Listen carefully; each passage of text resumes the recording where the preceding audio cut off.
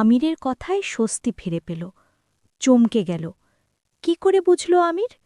সে নিজের বিস্ময় লুকিয়ে ম্লান হেসে বলল, কি দরকার মায়া বাড়ানোর, এখানেই থাকি। আমির দ্বিতীয়বার একই কথা বলল না। ঘুম ভাঙার পর থেকে পদ্মজার অনুশোচনা হচ্ছে। সে ভাবছে, ওভাবে ওনাকে দূরে রাখা ঠিক হয়নি। ইস, না জানি মনে কতটা আঘাত পেয়েছে। আক্ষেপে ওর চোখমুখ শুকনো হয়ে যায়। টেবিলের ওপর একটা চিরকুট দেখতে পায়। চিরকুটটি হাতে নিয়ে দেখে সেখানে লেখা, বাজারে যাচ্ছি, মাছ নিয়ে আসব, মাছের মাথা দিয়ে মুড়িঘণ্ট খেতে ইচ্ছে করছে। কেউ যদি মুড়িঘণ্ট রেঁধে দেয় তাহলে তার প্রতি আমার কোনো রাগ থাকবে না। মিলে যাব। পদ্মজা হেসে ফেলে। ভাবল, আপনি আমাকে এত বুঝেন, ঠিক বুঝে গেছেন। ঘুম থেকে ওঠার পর আমার অনুশোচনা হবে। সে চপল পায়ে রান্নাঘরে যায়। প্লেটে সকালের খাবার সাজানো দেখে বিস্ময়ে হতভম্ব হয়ে যায়, বিমোহিত হয়। রুটিগুলো গোল হয়নি, কোনোটা মানচিত্রের মতো, কোনোটা চতুর্ভুজ কিংবা ত্রিভুজ। অথচ খাওয়ার সময় মনে হচ্ছিল অমৃত। এত ভালো কেন লাগবে? ভালোবাসা মেশানো ছিল বলে। ভুবনকে নিজের ভাগের অর্ধেক খাবার দিয়ে দ্রুত হাতে মুড়িঘণ্ট রাধার সব উপকরণ প্রস্তুত করে জানালা দিয়ে অধীর আগ্রহে তাকিয়ে রইল আমিরের অপেক্ষায়। রৌদ্রস্নাত শুকোতারাতে প্রবেশ করে রোজিনা, তার 2 ছেলেমেয়ে ও অপরিচিত এক মহিলা। মহিলাটিকে দেখে মনে হচ্ছে বনেদি পরিবারের। রোজিনা পদ্মজার রুমে গিয়ে গাল ভরে হেসে প্রশ্ন করে, শৈলডা ভালা আপা? পদ্মজা মাথা নাড়াল। আলহামদুলিল্লাহ, তুমি কেমন আছো? আপনারে দয়ায় ভালো আছি। পিছনের মহিলার দিকে জিজ্ঞাসুক হয়ে তাকালে রোজিনা পূর্বের গদগদে সুরেই বলল, মহুয়া আপা, আমারে যে বাড়িতে ভাইজানে রাখছে হেই বাড়ির মালিকের বউ, আপনারে দেখতে আইছে। মহুয়া বিমুগ্ধ নয়নে পদ্মজাকে দর্শন করছে। রোজিনার কাছে এই নারীর এত প্রশংসা শুনে যে দেখতে চলেই এসেছে। ভেবেছিল সাহায্য করায় রোজিনা বানিয়ে বানিয়ে অতিরিক্ত প্রশংসা করছে, কিন্তু সামনাসামনি দেখে মহুয়ার ভুল ভেঙে গেল। তার নিজের রূপ নিয়ে অহংকার ছিল। পদ্মজাকে দেখার পর সেই অহংকার ধুলায় পরিণত হয়। পদ্মজা হেসে বলে, দাঁড়িয়ে আছেন কেন, বসুন না। ও চেয়ারে গিয়ে দেয়। মহুয়া বসে চারপাশ দেখতে দেখতে বলে, এই বাড়িটা কি আপনাদের? আগে কখনো তো দেখিনি। পদ্মজা বিনয়ের সঙ্গে বলল, ওনার বন্ধুর দাঙ্গা বাড়ি এটা, আমরা কিছুদিনের জন্য এসেছি। মহুয়া ভ্রু নাচাল। ও, আপনার বাড়ি কোন দেশে? পদ্মজা তাৎক্ষণিক জবাব দিতে পারল না। জেলা বলতে গিয়ে দেশ বলল নাকি? পদ্মজা জেলা ভেবে বলল, বাবার বাড়ি শ্বশুরবাড়ি দুটোই নেত্রকোনা।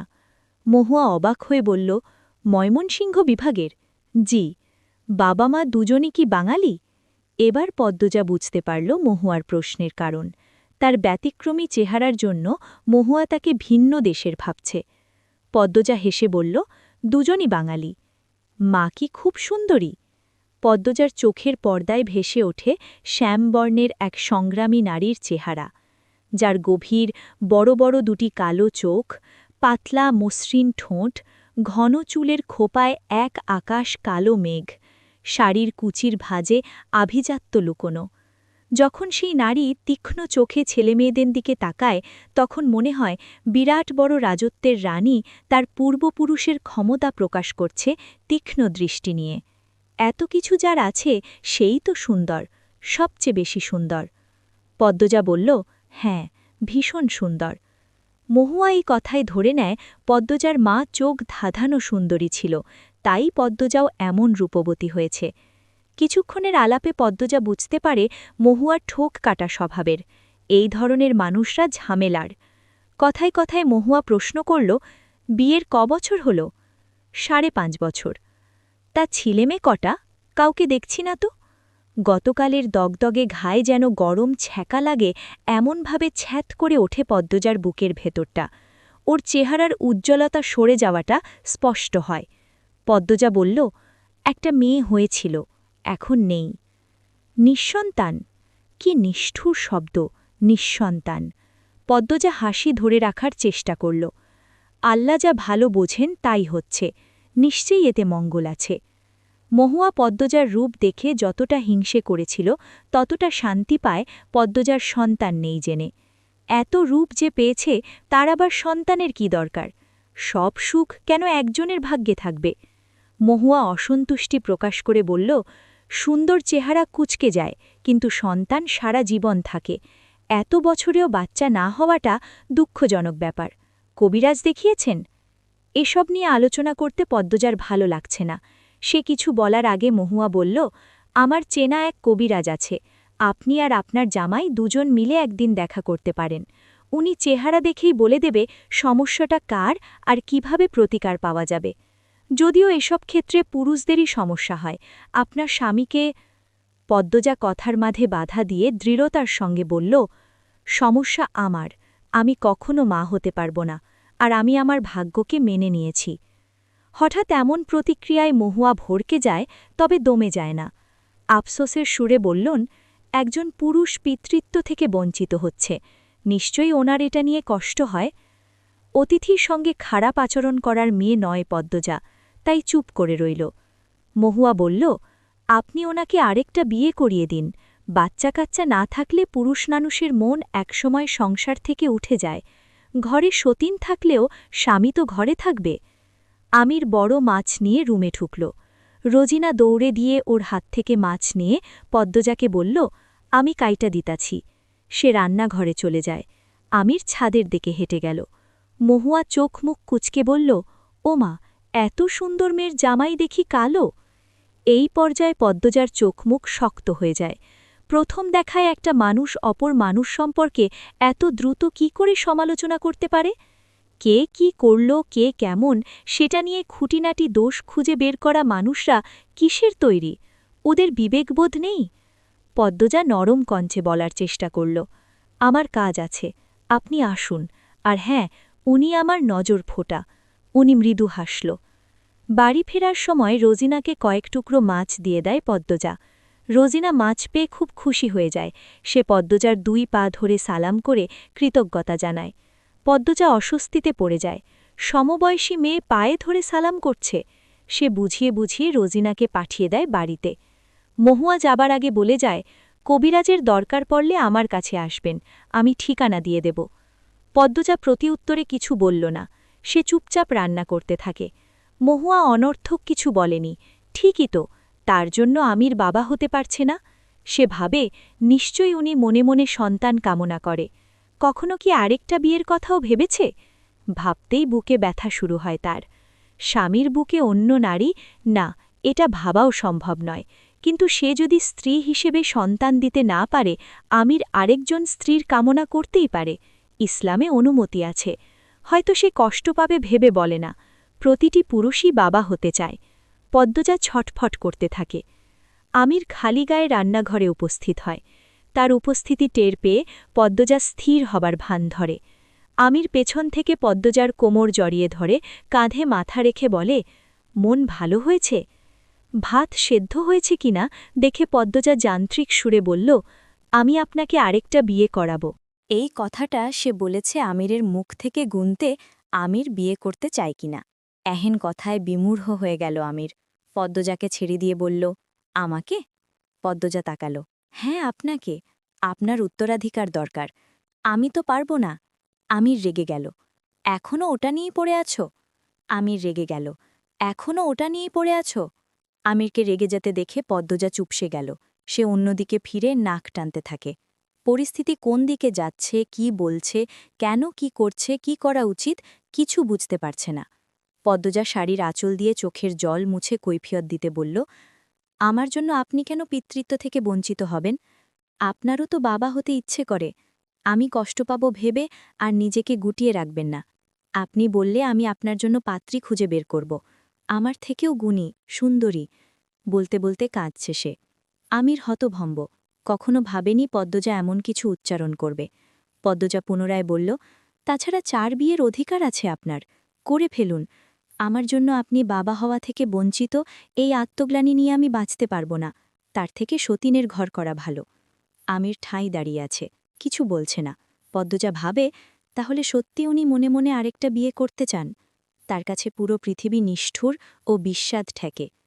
বাইরে গুড়ি গুড়ি বৃষ্টি পড়ছে, বাতাস হচ্ছে। যখন আমির মাছ নিয়ে ফেলেছিল তখনই রোদ সরে গিয়ে হঠাৎ আকাশ কালো হয়ে গিয়েছিল।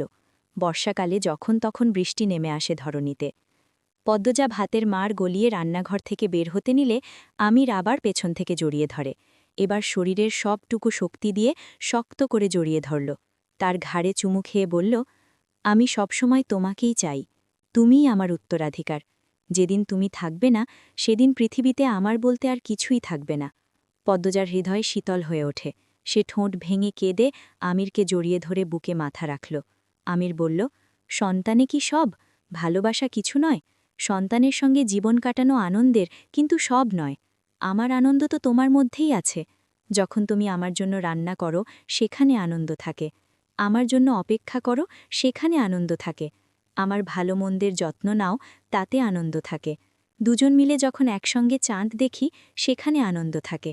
যখন তুমি আমার বুকে ঘুমাও, আমার সঙ্গে যখন বৃষ্টিতে ভিজো, শক্ত করে জড়িয়ে ধরে নিজের সঙ্গে মিশিয়ে নিতে চাও, কাক ডাকা ভোরে ভেজা চুলে সামনে এসে দাঁড়াও, অভিমান করো, সব কিছুতে আনন্দ থাকে। আনন্দের কি শেষ আছে? কত শত আনন্দ আমার জীবনে। এত এত আনন্দ থাকতে সন্তানের আনন্দ এত গুরুত্বপূর্ণ কেন হবে? তুমি যদি নিজের জন্য সন্তান চাও তাহলে আমি সেটাকে সমর্থন করব। তোমার কষ্ট দূর করতে পারব না, কিন্তু সাময়িক আনন্দ দেওয়ার চেষ্টা করব। কিন্তু আমি সন্তানের জন্য কষ্ট পাচ্ছি এসব ভেবে নিজেকে দায়ী করো না। এটা মোটেও সত্য নয়। আমি তোমাকে নিয়ে খুশি। সারা জীবন তোমাকেই লাগবে, আর কিছু চাই না। তুমির জন্যই আমি পূর্ণ। তুমি কেন শুধু আমাকে নিয়ে পূর্ণ নও পদ্মবতী?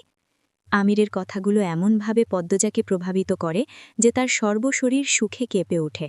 আমিরকে দুই হাতে বুকের ভেতর টেনে নিয়ে যাওয়ার তীব্র স্পৃহা জাগে। এই হিরেও হারাতে চায় না। কখনো হারিয়ে ফেললে বাঁচতে পারবে না, জীবন থমকে যাবে। আবেগপ্রবণ হয়ে অশ্রুভেজা কণ্ঠে বলল, আমাকে ভুল বুঝবেন না, আর কখনো এসব বলবো না। আমার আর কিছু চাওয়ার নেই। আমির পদ্মজার মাথায় চুমু খেয়ে বলল, বৃষ্টি কমলে মেলায় যাব। এখন চলো বৃষ্টিতে গোসল করি। পদ্মজা তটস্থ হবার আগেই আমির তাকে টেনে নিয়ে যায় উঠানে। মুষলধারে বৃষ্টি পড়ছে। মুহূর্তে পদ্মজার পুরো শরীর ভিজে যায়। বৃষ্টির জলে তার দুটি ঘোলা চোখের সৌন্দর্য দ্বিগুণ হারে বেড়ে যায়। তার ফর্সা মসৃণ ত্বক বেয়ে নামা জল আমিরের বুকে তাণ্ডব দুলে দেয়। পদ্মজার শরীরের প্রতিটি বাঁক নতুন করে আকৃষ্ট করে স্যাক। আমিরকে ওভাবে তাকিয়ে থাকতে দেখে পদ্মজা লজ্জা পায়, হাসে। তার চোখ দুটিও হেসে ওঠে। আমির এগিয়ে গেলে পদ্মজা সতর্ক করে, ভুবন আছে। পাখিরা আকুল স্বরে সম্ভাষণ জানাচ্ছে সন্ধ্যাকে।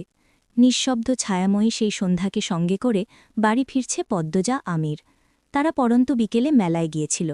পূর্ণা ও প্রেমার জন্য নানা রকম জিনিসপত্র কেনাকাটা করেছে পদ্মজা। নিজের জন্য কিছু মাটির জিনিস ছাড়া আর কিছুই নেয়নি। নাগরদোলা দেখার সময় তার মনে পড়ে যায় ছোটবেলার কথা। প্রেমা পূর্ণাকে মেলায় নাগরদোলা চড়াতে নিয়ে গেলেও তাকে নিয়ে যেত না মোর্শেদ। পদ্মজা কান্নাকাটি করত না ঠিক, তবে খুব মন খারাপ হতো। তখন হেমলতা বোরকা পরে মেয়েকে নিয়ে 2 ঘণ্টার পথ হেঁটে মেলায় যেতেন। মুরগির ডিম বিক্রি করে যে কয় টাকা পেতেন সেটুকু দিয়ে পদ্মজাকে এটা ওটা কিনে দিতেন। নাগরদোলা চড়াতেন। তার জীবনটা শুধু মা নিয়েই ছিল। যতক্ষণ মেলায় ছিল পুরোটা সময় আমিরের মনে হচ্ছিল কেউ একজন ওদের অনুসরণ করছে। সে চট করে পিছনে তাকায়, কিন্তু এত এত মানুষ চারপাশে যে বুঝতে পারে না আসলে কে অনুসরণ করছে, নাকি সবটাই মনের ভ্রম।